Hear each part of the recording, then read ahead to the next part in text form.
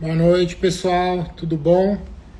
Para quem não me conhece, eu acredito que a maioria de vocês me conheçam, mas eu sou o Marcelo Gunter.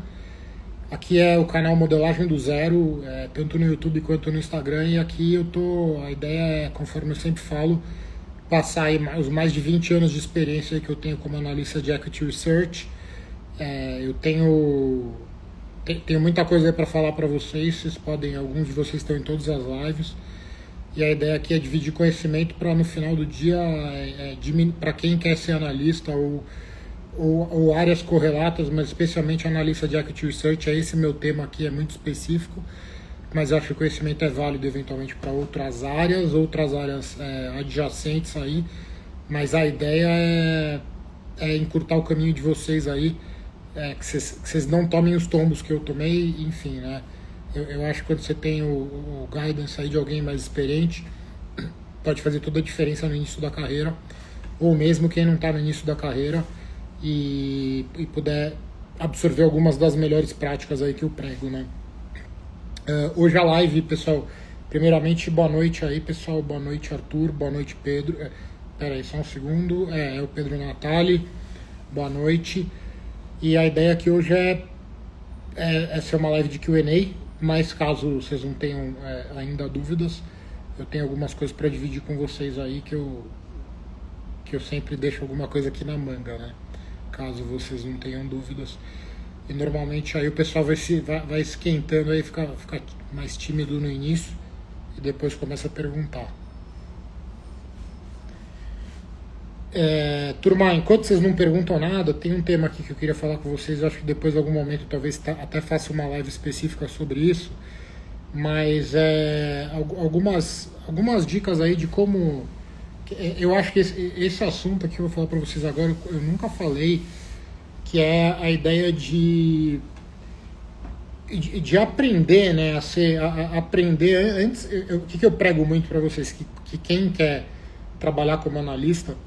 E mesmo que ainda não esteja trabalhando, o ideal é você chegar numa entrevista e eu falo para você ser analista antes de estar com o emprego de analista, né? É você cobrir empresas. Hoje em dia, em muitos processos seletivos, você tem a questão do sample, né, que vocês mandam e vocês têm ali um case já, uma opinião de investimento, um modelo para mandar para o empregador.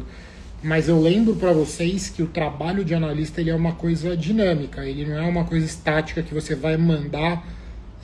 Você tem que mostrar muito mais a habilidade de cobrir uma empresa de maneira dinâmica do que de elaborar um relatório ou até apresentar uma tese. Às vezes você vai numa reunião, você vai num processo seletivo, numa fase mais próxima do final, né, ou mais avançada, não as primeiras, e aí falam para você apresentar um case, aí você vai lá e apresenta o case.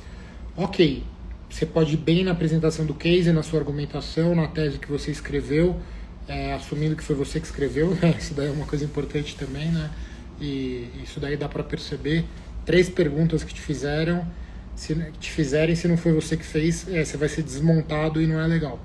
E tanto a tese quanto o modelo que eventualmente o gestor pode pedir para você mandar, mas na minha concepção é muito mais valioso você mostrar que você já está cobrindo empresas, que você escolheu um setor, que você já conseguiu construir alguns modelos e que quando as coisas acontecem, você já acompanha as notícias de uma maneira proativa, buscando nas fontes corretas e procurando cada vez mais melhorar suas fontes de informação. Isso para mim é muito mais valoroso se eu estou entrevistando um analista do que se o cara chega com o negócio pronto lá, um sample que hoje todo mundo tem. Eu não estou desmerecendo o valor do sample, mas a mensagem aqui é: faça um sample dinâmico, né? Eu vou só dar uma olhada aqui na pergunta do Lucas de Paulo, e aí eu continuo falando aqui. Dos bancos gringos, quais os melhores para se trabalhar no Brasil? Teria um top 3? Cara,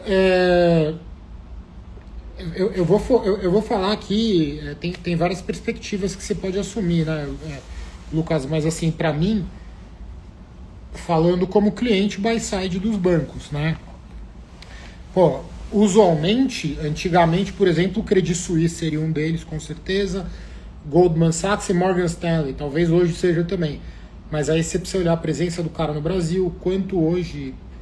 É que assim, qual que é o ponto? Eu tô falando da perspectiva de eu sendo um buy-side brasileiro. Mas eu sendo um buy-side gringo, né, a exposição que você vai ter numa Goldman Sachs, no Morgan Stanley ou num Credit Suisse é irrefutável, não dá para contestar, né?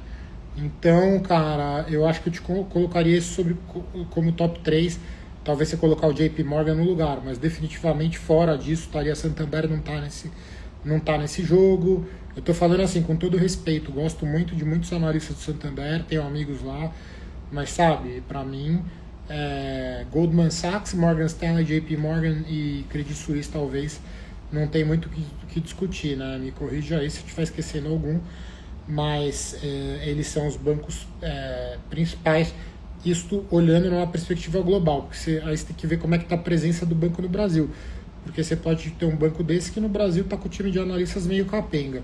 Isso falando globalmente. Agora, bancos top, eu coloco o BTG como top por uma série de coisas, por ser o time campeão, o time que tem o Institutional Investors, que é a certificação mais importante para esse mercado, né? De alguma forma o que vai fazer é uma coisa que pode fazer seu salário aumentar muito, e é uma coisa que pode fazer você sair do banco do banco do Zé da esquina para o Goldman Sachs, entendeu?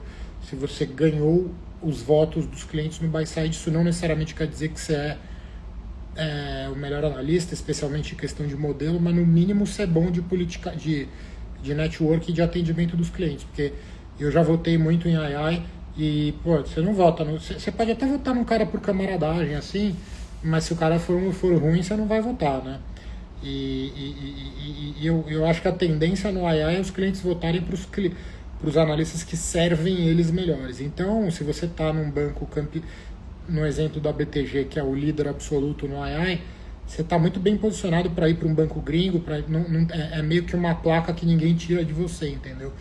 Se você tiver nesse time, e aí você estando nesse time, provavelmente você vai ter que pedalar ali e tem que se ranquear no AI, que senão vai ficar feio pro teu lado, pelo menos como analista sênior, né? Então é isso. Então, assim, eu colocaria esses gringos que eu falei, e considerando locais, BBA, BBI e BTG, né? Eu acho que todos têm bons analistas, e talvez todos tenham analistas que não sejam tão bons, mas eu te diria que, na minha percepção, o que é mais unânime, assim, de gente boa é o BTG. É isso. E aí o Lucas, seja como analista, agora que eu vi, seja como analista, trader no geral, não especificamente. Mantenho o que eu disse. Que na verdade, você quer dizer no geral, quando você fala trader, eu estou me referindo aqui ao trader da corretora, que na verdade o nome técnico para mim não é nem trader, é broker, né? Semana passada eu fiz um corte até, ou esses dias aí, que eu expliquei a diferença, o trabalho do sales trader, né? Sales trader é o nome que é dado para o cara que está na mesa de operações. Então o Lucas está lá no BTG e ele escreveu um relatório, e aí ele é o sales trader é o cara que executa as ordens, né? Quando o cara de um fundo pega um fundo aí que vocês gostam aí, um fundo grande, vamos dizer, um cara da Constellation, né? Que vocês devem ter participado aí dos challenges deles, mas aí o cara da Constellation, ele vai executar uma ordem, ele liga para o sales trader, e o sales trader também às vezes faz a ponte e fala: olha, você viu que hoje o analista soltou um relatório, o Lucas que trabalha, vamos dizer, na BTG, né? O Lucas soltou um relatório que está falando que tal ação deveria comprar, e aí assim, o sales trader ele faz essa ponte, mas o nome técnico para mim é broker, porque o broker é o cara que ele executa a ordem, ele não toma risco. Liga o cara do buy side e ele vai lá e executa a ordem e compra a ação na corretora. Ao passo que o cara que está dentro do buy side, ele é o sales, ele é o trader, porque ele dá a ordem, né? Ele está tomando risco, está tomando decisão. Isso de uma maneira genérica, porque na prática eu daria uma definição mais refinada. Se eu dou uma ordem gigante para um broker da corretora e falo para ele comprar, sei lá, 100 milhões de reais de Petrobras no dia, eu nem sei se é uma ordem gigante para esse papel especificamente. Mas se ele dá uma ordem muito grande que pro broker, na minha cabeça, o broker passa a ser trader, porque o cara, para executar minha ordem, se ele for lá e vamos dizer que ele está comprando, ele raspar tudo, comprar tudo de uma vez só, ele vai puxar o preço da ação. Então, se eu dei um mandato dele para comprar uma quantidade, uma ordem desse tamanho, ele vai ter que tomar decisões, se eu vou mais rápido, eu vou mais devagar, vejo que o mercado vai piorar, atraso um pouco a minha compra para comprar mais barato, ao passo de que isso é, conclusão, exemplo de um cara que seria broker e na verdade é trader.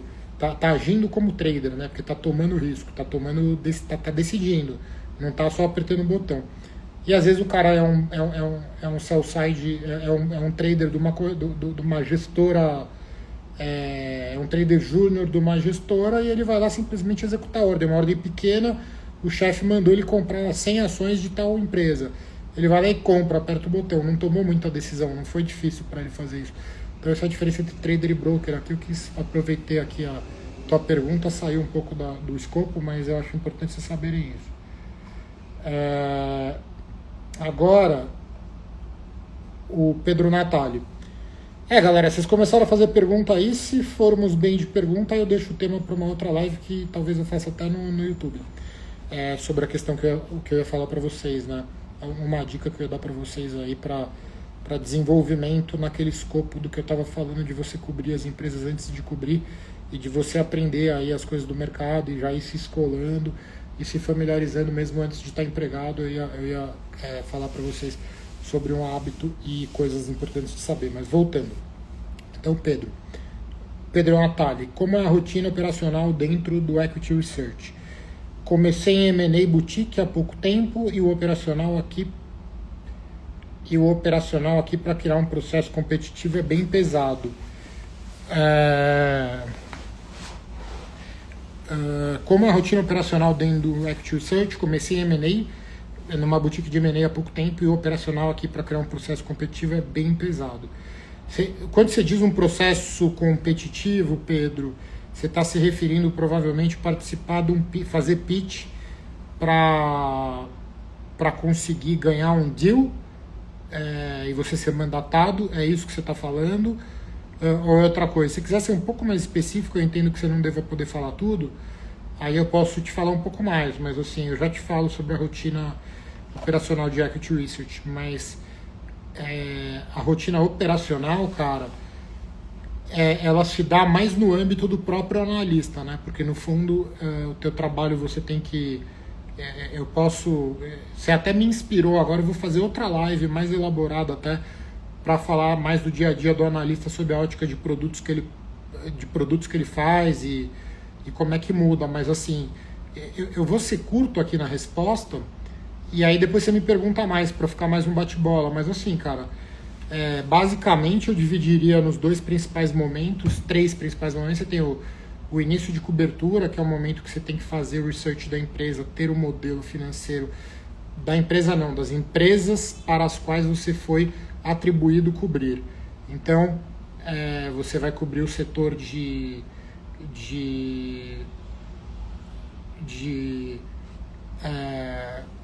transportes, como eu cobri já no passado. Aí você vai olhar as empresas, aí, por exemplo, eu comecei lá, quando eu cobri airlines antes, Gol e TAM nem tá mais listada, né? O TAM é Latam hoje. Gol e TAM, depois fiz o início de cobertura do setor aéreo, depois eu fiz o setor de toll roads, que eram as empresas eco-rodovias, OHL e CCR. OHL virou artérias depois. E aí é o momento que você tem que estudar bastante as empresas, tem que entender o qualitativo, estudar a empresa, fazer o modelo, mas assim, o resumo da ópera é que você tem que soltar um relatório dizendo se os clientes devem comprar ou vender as ações. Isso é um trabalho que ele é um trabalho mais denso e que também você não pode demorar muito, porque você é contratado normalmente como analista novo num lugar. Estou falando um cenário no qual você entrou, acabou de entrar já como sênior, foi contratado e às vezes teu salário é um momento aí que você é tirado de uma casa para outra e o salário pode aumentar muito. Só que tá todo mundo de olho em você, então você tem que ser denso, mas você não pode demorar muito. Mas é um momento aí mais, vamos dizer, mais de trabalho mais intenso e que você fica mais na expectativa até para conseguir entregar logo e tirar da frente essa cobrança. E aí depois você tem o dia a dia, que é o acompanhamento das empresas. Você deveria, como analista, estar sempre pensando como você pode de fato agregar valor para os clientes. e ajudarem os buy-sides a encontrar alfa, e às vezes você faz isso através de um relatório temático, explorando um tema importante para aquele setor ou para as empresas sob sua cobertura. E aí você está sempre pensando em como agregar valor, e no sell side você agregar valor através de ajudar os clientes a encontrarem dinheiro. Isso em tese, e é o que de fato você deveria procurar, mas na prática, cara, os caras às vezes ficam enchendo linguiças. Tem relatório super bonito, cheio de gráfico bonito, com assunto interessante, mas não faz muito, não ajuda muito o cliente a ganhar dinheiro. Mas tudo bem, isso tem no mercado, entendeu? Na verdade, você não deveria gastar como analista um segundo numa coisa que não faz o cliente ganhar dinheiro. E ganhar dinheiro é você encontrar mispriced securities, você encontrar ações fora do preço. Só que isso daí é algo super difícil de fazer, então várias vezes você de verdade vai escrever coisa aí que não agrega valor, mas pelo menos escreva bem e seja bem fundamentado e escreva as coisas de maneira correta. Só um segundo aqui, pessoal, que eu não dei boa noite para todo mundo. Boa noite, Arthur. Arthur Xavier. Pô, bom te ver aqui, cara. E é isso, voltando aqui pro Pedro. Então, assim, eu não vi se você já complementou a tua pergunta, mas basicamente assim, a rotina, eu tô te falando da rotina e os momentos, aí você tem o earning season também, né, que é quando você cobra as empresas e elas soltam o resultado. É um momento que, é muito operacional, no sentido de que você tem que atualizar o modelo, você tem que fazer pergunta no call de resultado da empresa, você tem que atualizar eventualmente seu modelo se tem alguma grande novidade. Mas eu tô te dando uma resposta mais sobre rotina e sobre períodos do ano, né?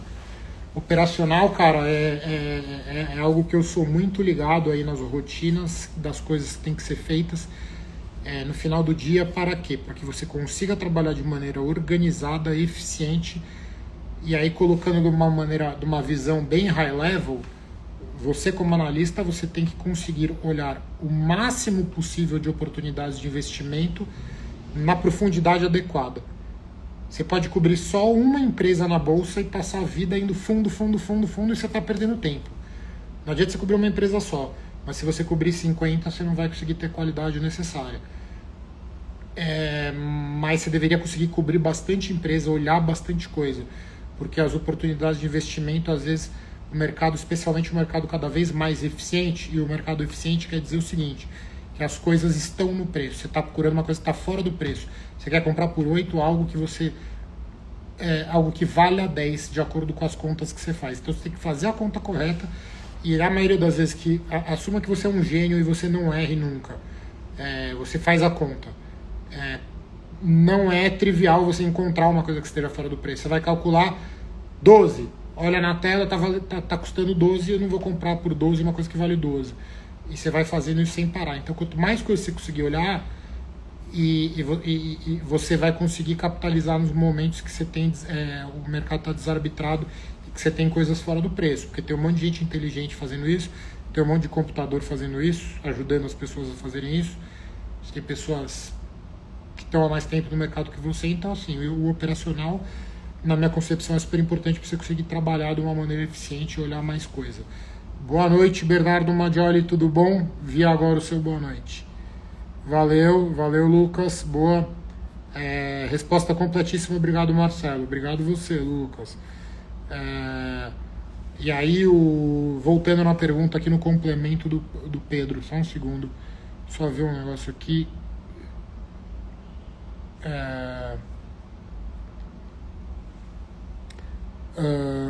O Pedro está falando assim, fazer pitch, buscar contatos para enviar teaser, fazer follow-up toda semana, ligar para os targets. Cara, você tem que ser, resumindo, você tem que ser organizado, entendeu? Eu vou te dar um exemplo do operacional de quando eu fui trader, tá?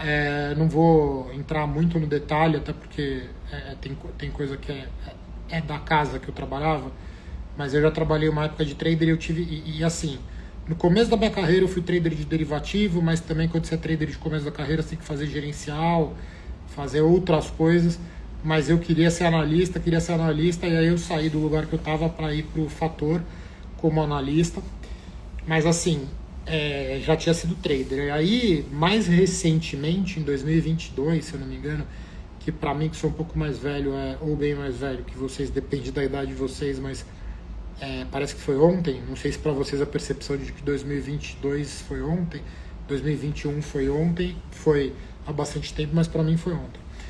E aí, cara, eu tive que assumir, né, o cara lá na Claritas era um lugar que é uma casa super renomada, especialmente é o primeiro fundo long and short que teve foi de lá, ou um dos primeiros, primeira gestora independente.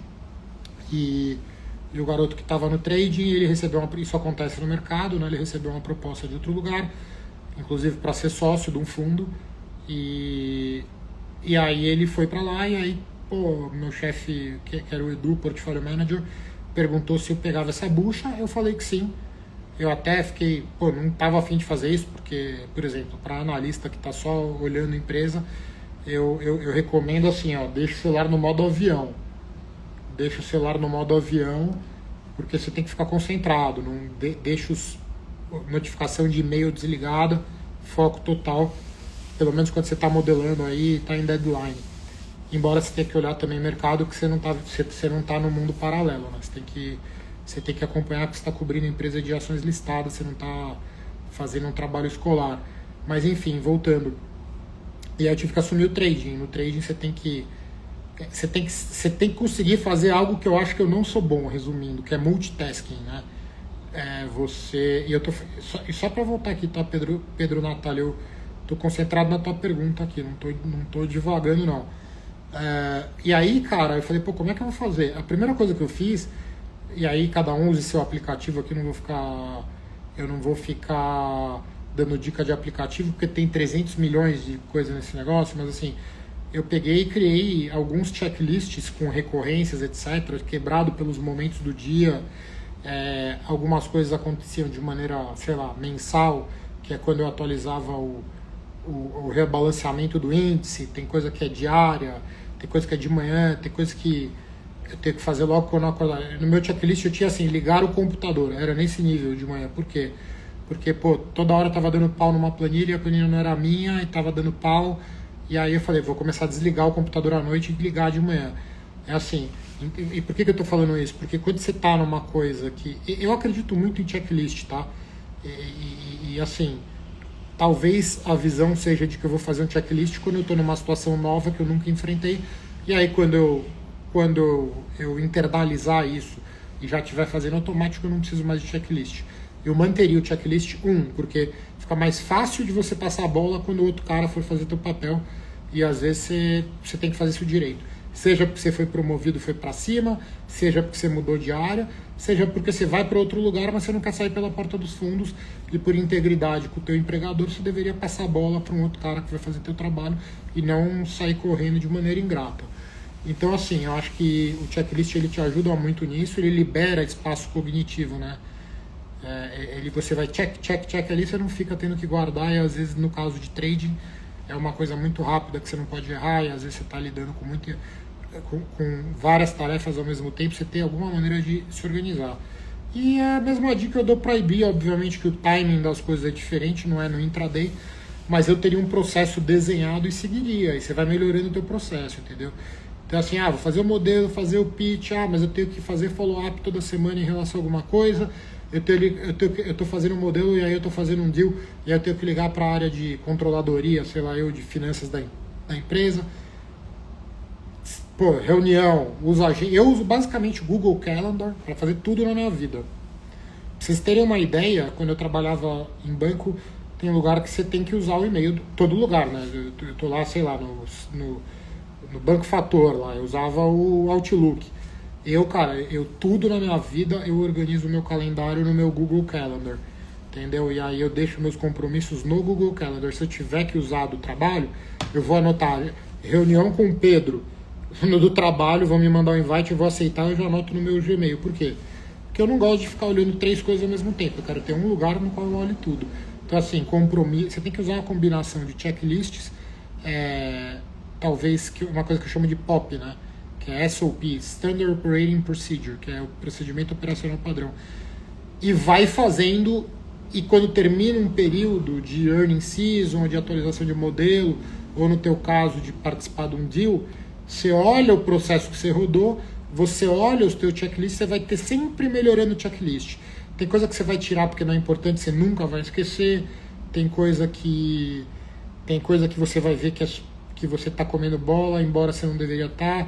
E aí você vai melhorando o teu checklist. Um livro que eu recomendo aqui para vocês, que eu acho muito bom, ele não é explicando como fazer as coisas, mas ele é um livro que conta como os checklists são usados na história e, puta, é incrível. Como é usado em medicina, como é usado em empresas aéreas, né, em piloto de avião, aquele cara lá no Rio Hudson que salvou aquele avião, que tem até aquele filme lá com o Tom Hanks, que é o Sully, que o avião pousa no Rio Hudson no inverno.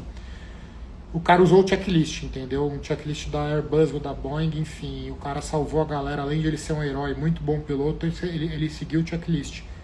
E quem já viu o filme talvez lembre que ele ligou o APU, por exemplo, que é a Auxiliary Powered Unit, lá, que é a unidade de energia auxiliar.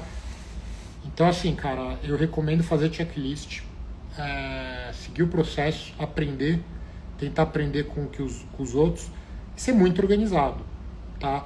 E aí eu vou até me estender um pouco mais nessa resposta pro Pedro, pessoal, porque é muito importante, assim, cara. Recentemente eu tava numa casa de Bayside e aí chegou um garotão lá super simples, né, não tinha formação, aliás, tinha uma formação meio fraca e tal, e ele foi para fazer a parte de, vamos dizer, no mercado, em gestão a gente chama isso de gerencial, né, middle office, back office. E aí tem que fazer uma série de coisas, né? Tem que registrar as operações, acompanhar se as posições estão corretas. Isso é tudo coisa que o trader tem que fazer também, tá? Inclusive. Mas eu não tô aqui para dar dica para trader agora. Mas assim, cara, eu peguei o garoto, ele tava assim, ó. Primeiro dia que eu vi ele trabalhando, aí eu já vi que ele chegou sem caderno. E os caras, faz isso, faz aquilo, entra aqui, entra no site da Bovespa, faz isso, faz aquilo. Eu falei, cara, ou esse cara é genial ou ele é muito arrogante. Eu, particularmente, se ver alguém trabalhar comigo, ou o cara não erra nada, ou se o cara tiver sem caderno, já meio que dá uma queimada de filme.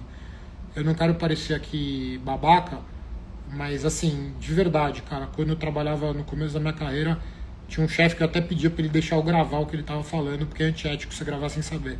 Porque era ambiente de mesa de operações, trading de derivativos, coisa lá fora, coisa do sistema que tinha que aprender, e você apertou um botão errado, você pode perder muita grana. Então eu tive sempre essa humildade de postura, de anotar. Então eu acho que realmente, cara, tem que anotar, estudar, aprender e ser organizado e desenhar os fluxos e redesenhar até você virar o bambambam, entendeu? Então assim, Pedro, eu tô falando pra caramba aqui pra dar uma resposta de IB e objetiva que você fez, porque eu acho que isso é importante, isso vai ajudar algumas pessoas que verem isso aqui e talvez lembre disso, por isso que eu dei tanta ênfase. Enzo Silva, boa noite, Marcelão. O senhor está no céu, mas enfim. O senhor acha válido, depois que a pessoa aprende a modelar certinho, faz sentido aprofundar nas fórmulas do CFA voltado para Equity Research? Eu consegui alguns slides do material. Enzo, legal tua pergunta, cara. Deixa eu só ver uma coisa aqui. É o Enzo Silva mesmo. Eu acho interessante sua pergunta. A resposta já é sim. A resposta completa, eu acho que você tem que aprender a modelar correto. E aí, cara, eu não sou o único que ensina correto, mas eu ensino correto. E eu acho que é interessante você escolher uma fonte só e seguir. Não que eu dê bronca, porque eu não tô aqui para dar bronca em ninguém, né? Ninguém tá trabalhando para mim. Mas para os meus alunos, eu enfatizo bastante, e às vezes eu vou enfatizar de uma maneira um pouco mais apimentada, que eu até estava falando hoje com um aluno meu de mentoria, na verdade. Falei, cara, aprende, domina isto aqui que eu tô te ensinando. Não fica vendo post do Instagram, o que é EBITDA ajustado, ou comprando livro, ou vendo coisa. Porque qual é o problema na vida hoje? Com certeza, quase tudo que é importante você consegue aprender de graça no YouTube, ou sei lá onde. Tudo não, mas muita coisa. Só que o problema é curadoria. Então se você tem que escolher uma fonte, eu pelo menos prefiro isso, tá? Escolher uma fonte, não agora, para acompanhar meu conteúdo aqui gratuito e tal. Tem outros caras falando coisas legais também, sei lá o quê. Mas a partir do momento que você resolveu estudar aqui, vou fazer esse programa de formação, faz o negócio. Aprende, porque eu insisto, inclusive é uma coisa que eu cobro muito, que eu falo muito dos meus alunos. Faça deste jeito.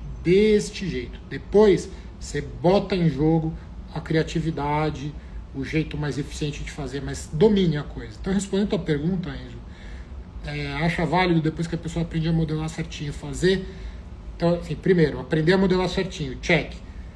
Aprofundar nas fórmulas do CFA, acho interessante. Inclusive, esses dias, eu já fiz até uma live que tem alguns cortes aqui e tal, que eu deixei atrás, assim, tipo, vocês podem ver que eu não sou esses caras que ficam botando livro atrás, né, na hora de fazer live. Mas eu deixei essa vez assim, cara, eu botei no armário da minha casa, assim, uma pilha que vem do meio das minhas costas até aqui. Level 1, 2, 3. O level 2, o level 1 acho que eu fiz em 2007, tá? E aí o level 3 eu não passei na última prova, fiz 2 vezes, até tomei pau as 2, estava trabalhando igual um doido, 14 horas por dia no Cellside. Mas não fiz de novo, cara, porque, puta, eu não tenho mais paciência de ficar estudando. Não é que eu não tenho paciência, eu tenho muita paciência, só que eu não vou ficar estudando negócio que eu já aprendi. E o fato a parte de Equity Research é forte, especialmente no Level 2, e eu acho interessante ter algumas coisas que já me ajudaram bastante. Por exemplo, quando eu fiz o deal quando saiu o deal de fusão da TAM com a LAN, eu fui um dos primeiros analistas a comentar o resultado da empresa, o resultado não, esse deal. E quando o deal saiu, eu usei uma conta que eu já até postei aqui, tá? Uma vez no Stories, eu acho que só postei no Stories, que é uma conta de prêmio de controle e de takeover premium. É uma fórmula. Eu soube no mercado, assim, cara, no geral você não pode ser uma anta que só aplica a fórmula. Mas finanças, você tem muitas fórmulas que estão prontas, você precisa dominar. Você tem lentes para olhar situações. Esses dias tinha um aluno meu que ele estava participando de um processo de IB, embora, de novo, eu não falo de IB aqui, mas... E aí ele estava olhando lá, tinha uma situação que deram um case para ele fazer antes de passar para a próxima entrevista. E era um case de uma situação de leverage buyout. Leverage buyout não é uma coisa que você inventa da tua cabeça, é uma fórmula pronta. Então, se você fizer um curso que te ensina a fazer LBO, você vai aprender a fazer. Então, nesse sentido, você estudando as fórmulas focadas em Equity Research no CFA, do CFA Institute, do material, eu acho que pode ter coisas interessantes, certo? Inclusive, eu falei para vocês que eu ia pegar essas apostilas, esses dias eu ia raquetar. Eu pego minhas coisas, às vezes, sem dó, eu dou, e de tempo em tempo eu faço isso, porque eu não gosto de acumular tranqueira. Mas eu falei, cara, eu não consegui mandar as apostilas do CFA, porque às vezes eu mesmo abro para olhar as coisas, entendeu? Você tem um material muito rico ali dentro, certo? Então, basicamente é isso. Acho que vale a pena, sim. Se quiser ser mais específico na resposta, na pergunta, manda aí, por favor.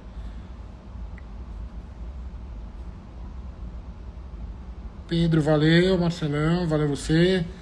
Pô, pulou minha pergunta. Pô, Vitor Aurélio, vou voltar lá em cima então. Vitor, não vi, perdão. Imagina, cara. Pô, não tô com tanta audiência assim, não tô com tanta audiência pra pular a pergunta, né, cara? Ainda vou chegar lá. Vitor Aurélio.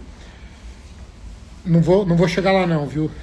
Pergunta boa aí, vou responder todas, a não ser se for nada a ver, tipo, recomendação de investimento, aí eu já vou pular, porque eu já falei que eu tô aqui pra agregar, pra vocês me darem recomendação de investimento, não eu pra vocês, porque não é isso que eu tô fazendo aqui. Isso toma tempo, isso dá trabalho, isso eu sei fazer, mas agora eu tô a fim de criar bastante pessoas capazes, várias pessoas capazes de fazer isso de maneira excelente. Vitor Aurélio, fala Marcelo, você acha que existe preconceito da Faria Lima de quem não é do INSPER ou GV? Se sim, qual seria a sua sugestão para quem vem de fora quebrar esse preconceito negativo e conseguir um bom cargo? É que eu ia fazer um negócio aqui que eu não sei se eu consigo, cara. Eu não vou ficar mostrando print aqui de conversa de WhatsApp, especialmente no improviso aqui, que aí eu posso errar e expor o nome da pessoa. Mas essa sua pergunta, ela é uma das minhas... Bom, vamos responder essa pergunta de maneira objetiva. Sim, e não é preconceito, mas assim, o cara escolhe por carimbo. INSPER, GV e Poli. eu não sei hoje quais são as faculdades exatamente que estão quais estão. Na minha, quando eu me formei era GV, INSPER era a segunda opção, tá? Chamava IBMEC, inclusive. Mas eu me formei há bastante tempo. Deixa eu só ver como é que faz para sua luz aqui acender, é isso.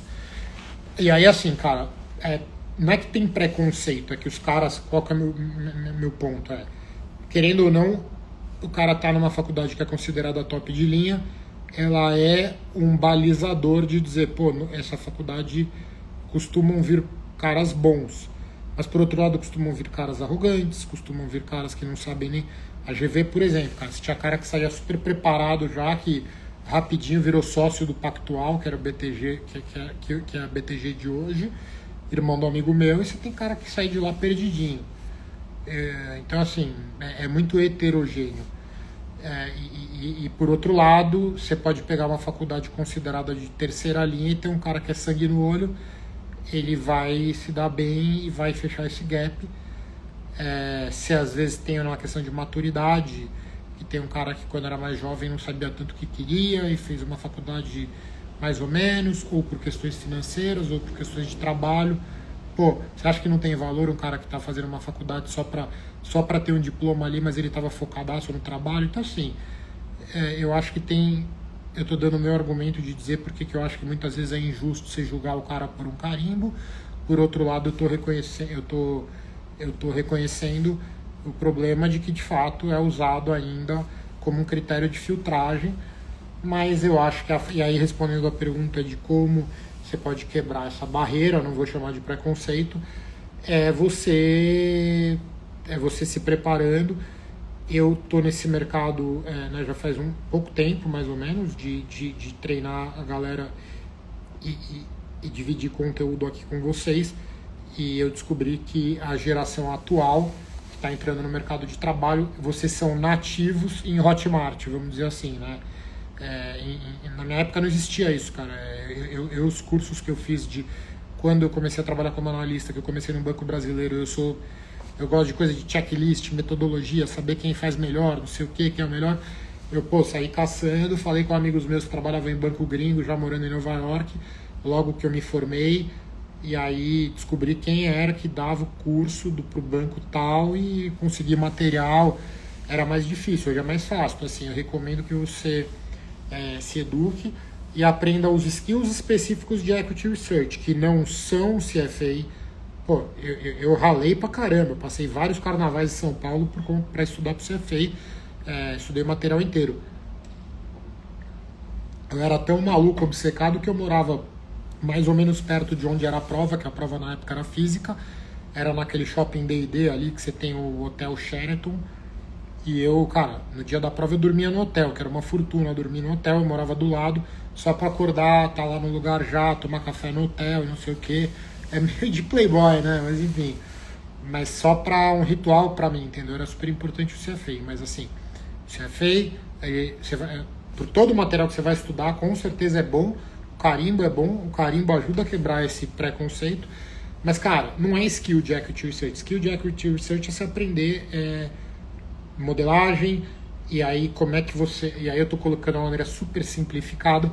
Modelo eu uso para determinar se eu vou comprar ou vender ação, certo? Todo o resto que se faz, dicas que eu dou aqui de produtividade, de escrever como escrever tese, como entrevistar, onde buscar informação, tem dois objetivos. Ou você alimentar bem o modelo de uma maneira que você consiga de fato fazer a diferença, ou como você vai comunicar a conclusão do modelo. Não tem outro assunto. Então, assim, por isso que meu canal chama Modelagem do Zero, e por isso que eu ensino fazer a coisa de uma maneira que, cara, é impossível não entender se você quiser aprender. Entendeu? E aí, inclusive a próxima versão do meu programa de formação, eu vou ter talvez uma aula inteira introdutória para falar, cara, faz o que eu tô falando, desse jeito, desse jeito, desse jeito.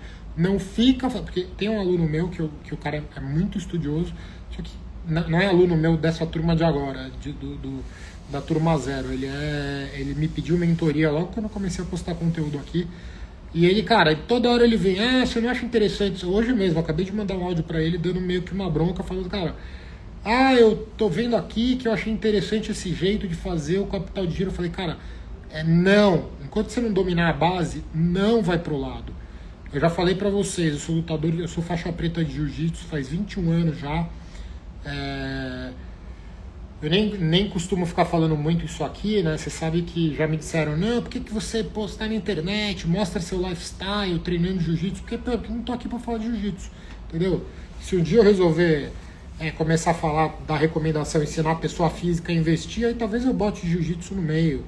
Mas assim, mas falando de jiu-jitsu, cara, não existe assim. Primeiro você aprende o básico. E hoje, qual que é o problema? Hoje tem muita informação na internet de jiu-jitsu, de qualquer assunto. Aí o cara quer ficar fazendo pirueta, não sei o que, e não faz o básico direito. E o que ganha o jogo é o básico, entendeu? É o jogo básico, não é o jogo básico muito bem feito. Então assim, eu acho que tem que fazer os skills de equity research e você ter uma postura de cobrir empresa e acompanhar as empresas antes de conseguir o emprego, entendeu? E aí, Vitor, só para concluir a resposta para você, que também ficou longa, assim como a para o Pedro, eu acho que você tem que acompanhar, cobrir as empresas. Lembrei que eu ia falar, que eu tinha perdido. Um analista, um aluno meu, ele me pediu. Ele falou, tô na paranoia porque ele trabalha num banco, tá? Que eu não vou falar o nome, obviamente. Aí ele foi almoçar com um cara de IB, ele mandou uma mensagem no cold call pro cara de IB do banco dele. E aí o cara foi almoçar com ele e ele fez uma faculdade de segunda, terceira linha. E o cara falou, olha, quem não faz GV e quem não faz Poli ou INSPER ou sei lá o que, não vou nem chamo para entrevista. Isso num contexto de IB. Só que ele estava me perguntando de Equity Research, ele falou, não, cara, vou fazer uma pós na GV, eu tô pensando em começar a fazer vestibular de novo, fazer GV. Falei, cara, desculpa, você tá falando bobagem, não faz isso. Vai fazer outra coisa da vida então, entendeu? Vai vender areia na praia, cara. Vai fazer a faculdade de novo para conseguir um trabalho, sendo que a faculdade não te ensina a fazer um trabalho. Tem gente aqui, um monte de seguidor meu que é da GV e do INSPER, que fala que tá aprendendo coisas comigo. Então assim, cara, você tem que ir no específico. E como vocês são Hotmart Native, YouTube Native, você vai lá, quem é o cara que faz isso aqui? Esse cara, ele vai me ensinar. Feito isso, quando você conseguir o outro passo, você vai conseguir performar melhor. Qual que é o passo? É conseguir uma entrevista que tal mesmo. Então assim, e aí use a sua criatividade. Começaria olhando, eu sei que a Claritas está contratando, que é onde eu já trabalhei. Beleza, eu vou aplicar lá Easy Apply do LinkedIn, isso é coisa de preguiçoso. Vai fazer isso, mas vai olhar ali e vai falar, Marcelo conhece um cara ali da Claritas, será que ele manda para mim mensagem? Eu posso te mandar para aquele lugar ou posso te acolher e te ajudar porque você é ousado e me mandou mensagem. Você vai encontrar os dois tipos de gente quando você estiver nesse tipo de trabalho, mas tem que se virar nos 30. O mercado financeiro, eu vou contar uma novidade para alguns de vocês. Já teve vezes no passado que eu fiz esse tipo de coisa que eu tô te falando. Cara, eu fui chamado lá uma vez por um cara do Deutsche Bank. O nome dele é Roberto Rocha. Ele era o head da corretora. Na época que eu tava obcecado para ir para uma casa gringa. E aí, que eu queria ser analista. E aí o cara me chamou lá. Eu fiquei todo feliz que o cara me...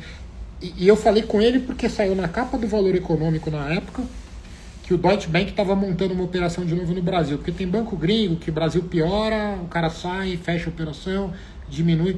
E estava um momento daqueles de pujança de bolsa. E aí o Deutsche e o Roberto Servazak, que é um bambambam de mercado aí também, eles estavam montando, eu acho... Perdão, eles estavam saindo do Deutsche para ir para o Citi, para montar a operação do Citi. Mas não importa. O fato é que tinham dois caras que eu sabia que eram muito bons e tal. E aí eu fui caçar um, caçar outro, liguei para amigo que conhecia o cara, mandei o currículo pro cara por 3 caminhos.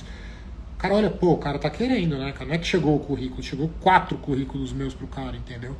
E aí eu fui lá falar com ele, e qual que era a moral da história, foi muito legal a conversa, mas aí, aquele dia eu aprendi uma coisa. O cara não me chamou lá porque ele tava contratando. Quem é bom e quem é o chefe da corretora, o banqueiro, você está sempre falando com gente, mapeando quem é bom. E você precisa manter o contato com o cara. Então, às vezes você fala, eu fui lá, conversei com o Roberto Rocha, não tinha vaga. Mas, pô, arruma alguma coisa para manter contato com o cara. Não é só assim, e aí, tem vaga hoje? Pô, manda uma coisa interessante pro cara, pergunta uma coisa pro cara de maneira legítima, não de maneira fake. Cara, tem algum, e faz isso com 10 pessoas. Alguns desses você vai se conectar. O cara vai com a tua cara, vai ver que você corre atrás. E aí, muito mais fácil, num período de X tempo, você conseguir sua vaga. Então, assim, essa é a dica que eu te dou, Vitor. Diz aí se faz sentido, depois me diz se funcionou. Espero que funcione rápido. Pedro, de novo, você acredita que, comparando M&A e Equity Research, em volume, o tempo do dia a dia, gasto operacional é igual? Cara, é que assim, o que é o operacional, né? Você já deu exemplo aí no IB, é fazer o pitch, fazer follow-up e tal. No research, é tudo, sei lá, né, cara? Tudo é operacional. O analista não gasta muito tempo com o operacional mesmo. O que eu chamaria de operacional? Quando eu trabalhava no HSBC, e, pô, quando eu estava no Safra, eu escrevia o relatório em negócio, botava lá no template, mandava. Depois a gente passou a ter uma pessoa, a Priscila, que ela checava os relatórios para ver se tinha alguma coisa errada e tal, meio que uma babá, entendeu? No HSBC, eu trabalhava no HSBC, eu tinha 2 analistas indianos na Índia. Isso é comum em banco gringo. E aí, assim, cara, a empresa que eu cubro soltou um resultado à meia-noite. Pô, eu poderia ir dormir e mandar uns comentários para os indianos, eu acordava de manhã e estava feito algum tipo de trabalho. Eu, que naquela época era maluco, completamente centralizador, não confiava e fazia sozinho no dia seguinte, ou passava a madrugada fazendo. Mas assim, aí você fazia o relatório está pronto, vou soltar o relatório. A empresa soltou o resultado, vou fazer um comentário de resultado. Você tinha que submeter a um negócio lá, um sistema, e aí você tinha um gringo lá em Londres que olhava o negócio, demorava um tempão. Isso é operacional, porque é um negócio que eu não estou fazendo research. Agora, quando eu estou botando informação no modelo, quando eu estou fazendo um modelo, quando eu estou escrevendo relatório, quando eu estou até formatando o relatório, eu estou fazendo o meu trabalho. Então isso para agora, se isso é operacional, você passa uma parte bem grande do dia a dia fazendo operacional, e eu não sei estimar se com o IB você passa mais tempo ou não, né? Porque no IB talvez você esteja se referindo de operacional é tudo que não é falar com o cliente. O sell side ele deveria passar, sei lá, metade do tempo dele falando com o cliente. O IB, eu imagino que o banker tem que passar quase 100% do tempo falando com o cliente. Posso estar falando besteira, que ele tem que checar também o trabalho dos analistas, entender, estudar o case, conduzir o deal internamente, mas eu acho que uma parte importante é ele prospectar e falar com o cliente, que é de onde vem a grana, né, no IB. Bernardo Maggioli, aí agora voltando, né, que eu tinha pulado para cima de volta, agora vamos aqui.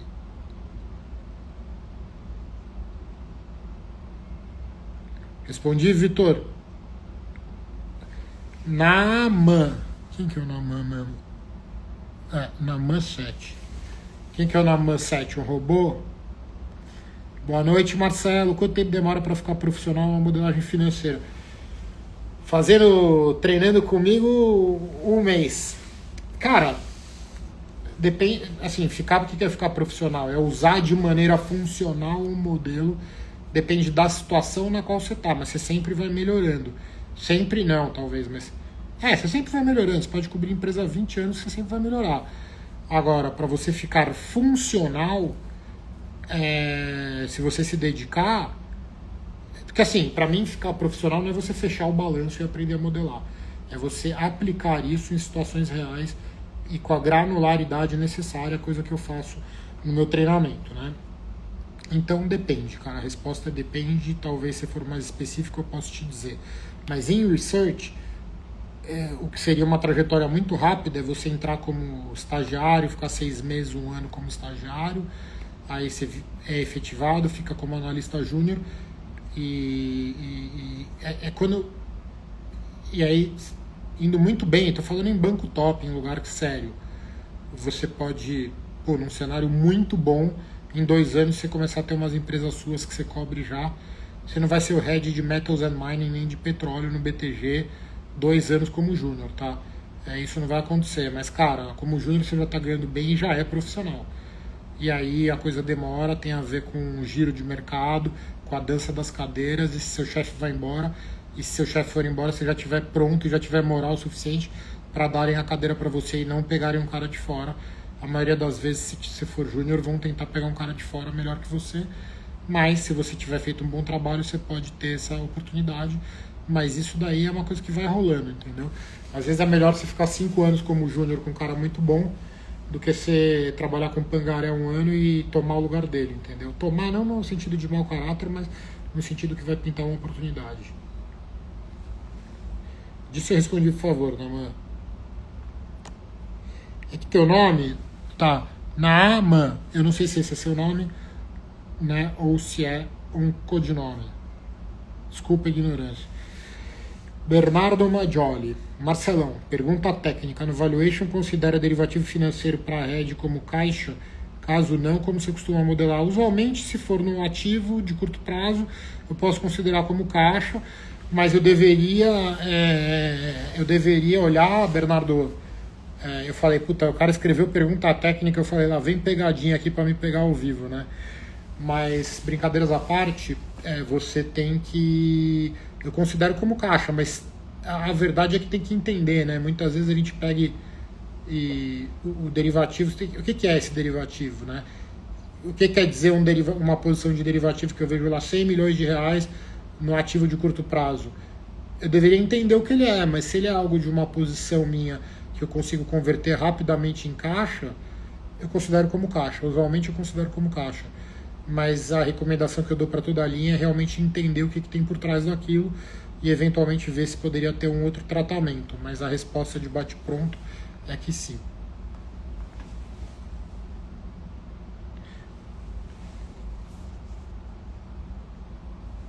Já estou vendo um negócio aqui. Aí, Enzo Silva, obrigado, Marcelão. Vitor Aurélio, valeu pela resposta. Obrigado você, Vitor. This is Fernando, que é o Luiz Fernando. Marcelo, aproveitando o gancho, Dead Capital Markets, que é o DCM, e Corporate a pegada é muito diferente em relação ao Research. O Research tende a ser muito maior. Qual que é o gancho? Em termos de tempo de trabalho, fala um pouquinho. Em relação a horas de trabalho. Cara, eu chuto que.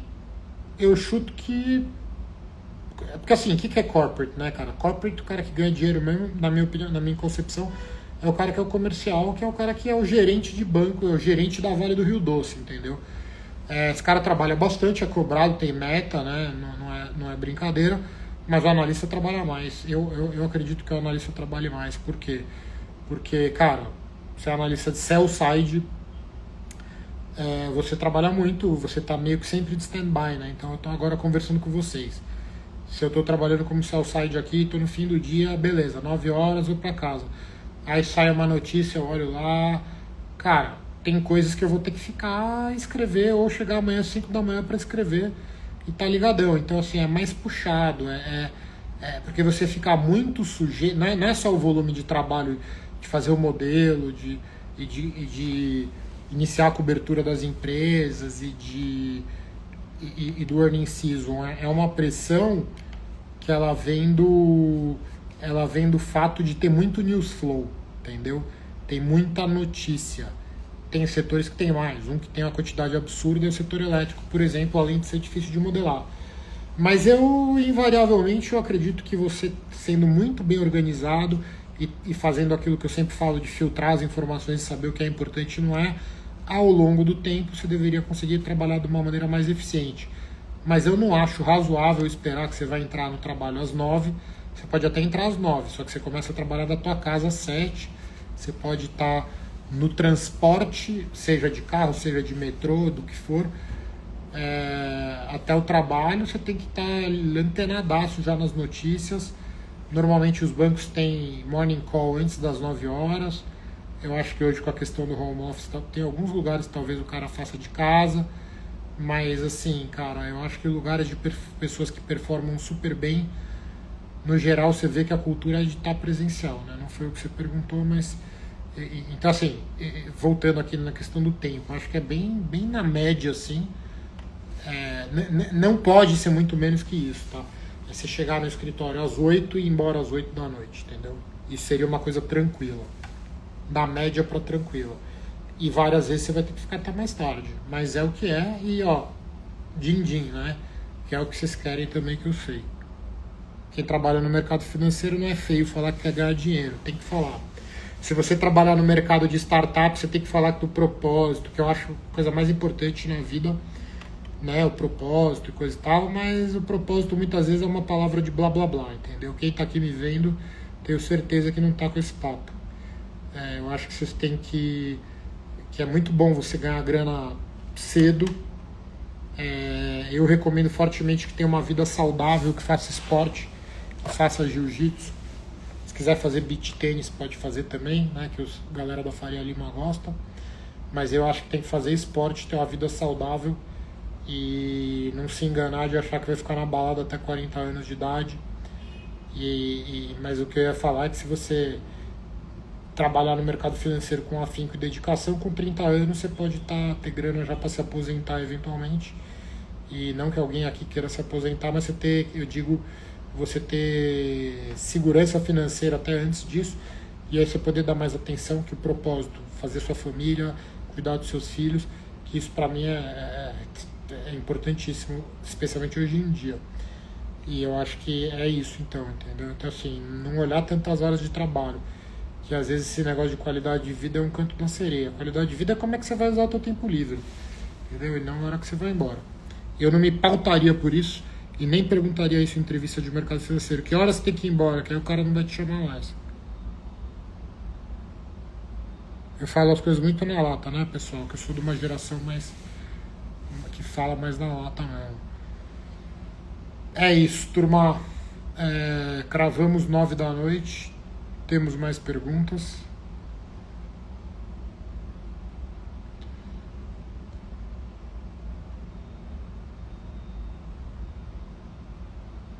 É isso?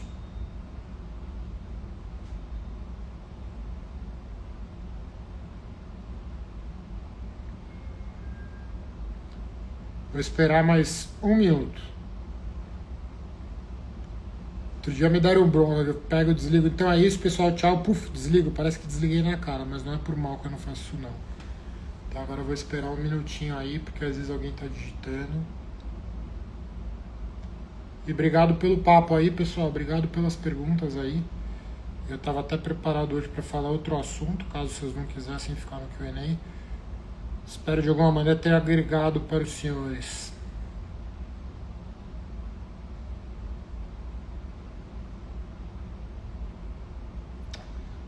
Então é isso, turma. Obrigado, até amanhã. Até amanhã não, até semana que vem. Até amanhã. Bom feriado para vocês, boa Semana Santa aí.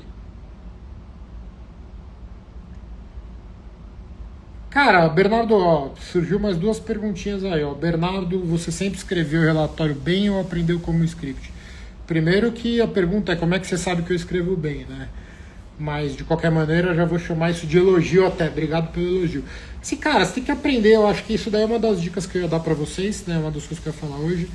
Eu acho que é bom ler coisas de quem escreve bem, porque eu vou fazer até uma analogia aqui com uma dica que eu vi uma vez sobre programação, né?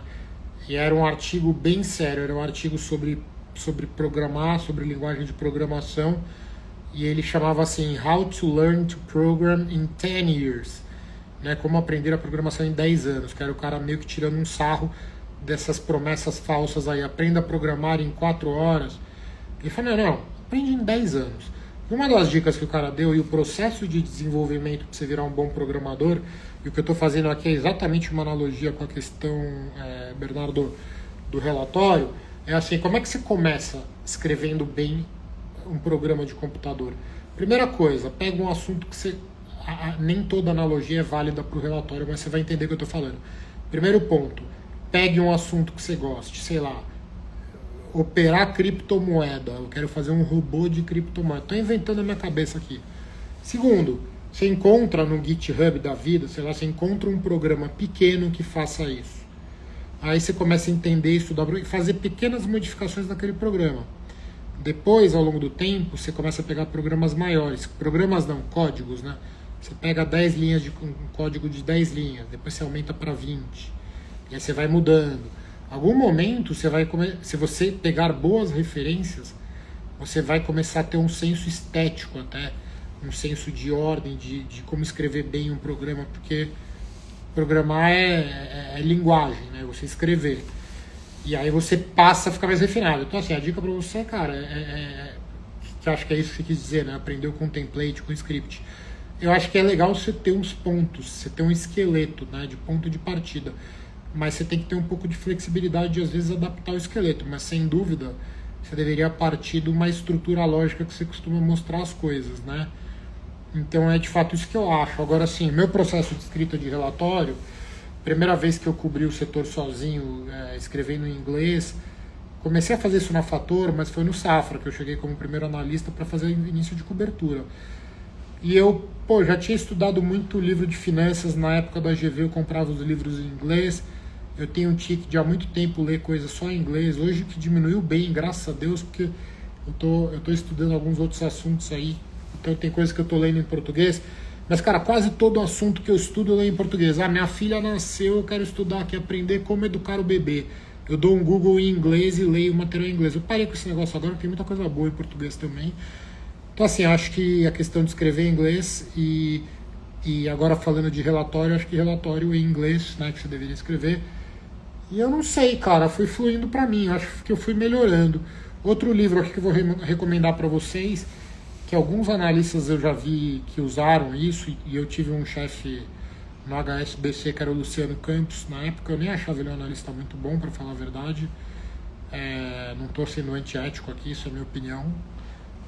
O cara até depois virou, acho que CFO de uma empresa, alguma coisa, bombou de ganhar dinheiro, mas como analista eu achava ele meio travadão, porque analista não tem que ser só técnico, ele tem que ser articulado para falar e para comunicar suas ideias. Eu não achava ele muito bom nisso, mas o cara escrevia muito rápido, cara.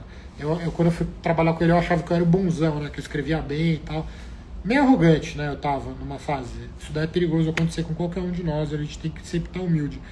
Mas, puta, o cara escrevia de um jeito, aí depois eu descobri, ele usava a técnica desse livro que chama Pyramid Principle, o princípio da pirâmide e tal, que é da Bárbara Minto, se eu não me engano. Dá um Google aí, Pyramid Principle, porque ele é um livro que ele meio que te ensina a escrever de um jeito que é quase que uma engenharia, pá, pá, pá, pá.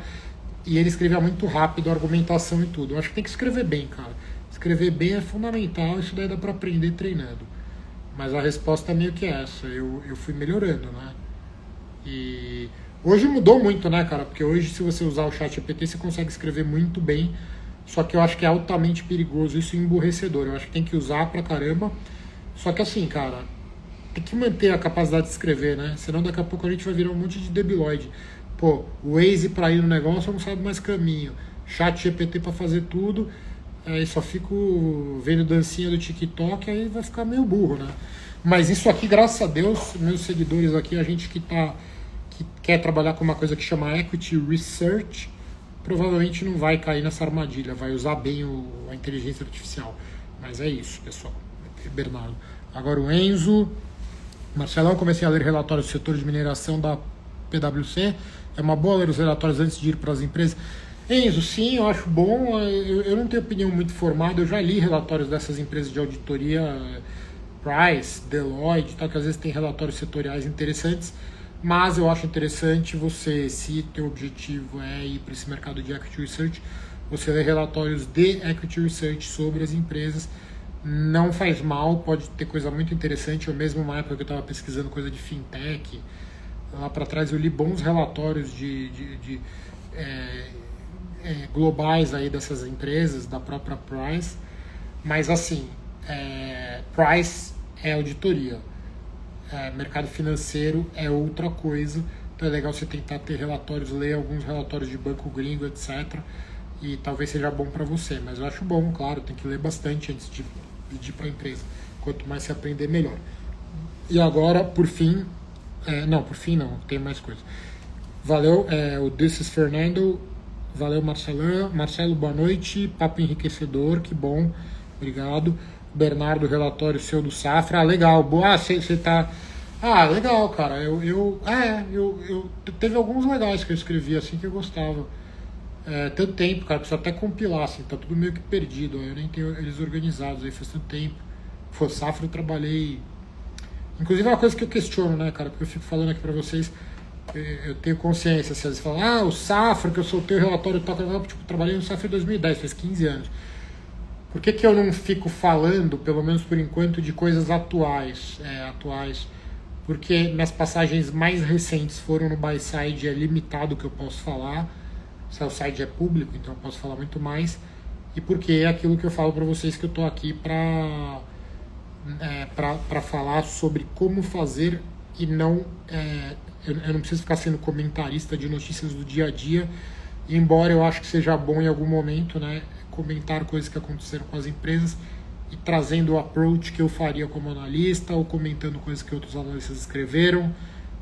Tem uma certa restrição que eu não posso pegar um relatório que eu tenho aqui e ficar mostrando aqui no YouTube, que eu posso ter problema de propriedade intelectual, mas em algum momento eu vou começar a falar um pouco de coisas do dia a dia, né? Porque tem muito material para falar, né? Toneladas de coisa para falar.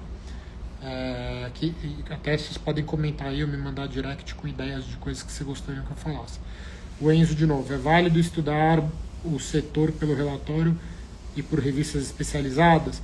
Muito válido, Enzo, muito válido. Inclusive, eu acho que se você trabalha na área de marketing da empresa, é muito bacana você saber o que a sua empresa faz e entender do setor que a empresa que você trabalha atua. Porque tem muito profissional que, a pessoa não tem a menor curiosidade intelectual e não sabe nada, né? Tá trabalhando naquela área e igual quando você chega no shopping, assim, puta analogia idiota, mas chega no shopping do cara, onde é que é a loja? Não é que é um McDonald's? O cara, eu não sei, eu trabalho nessa loja aqui. Você fala, o cara não... Entendeu? Mas, de novo, o analista não tem esse perfil. O analista tem curiosidade, normalmente. Ah, legal, mostrei, você tirou print. Pô, que bom, Bernardo, que bom. Obrigado, cara, pela honra aí de ficar lendo um negócio antigo desse jeito, cara. Muito legal, pessoal. Então é isso, obrigado. Boa noite pra vocês, bom feriado, aproveitem a Semana Santa, a família. E é isso, tá bom? Aproveitem para estudar também. Um abraço.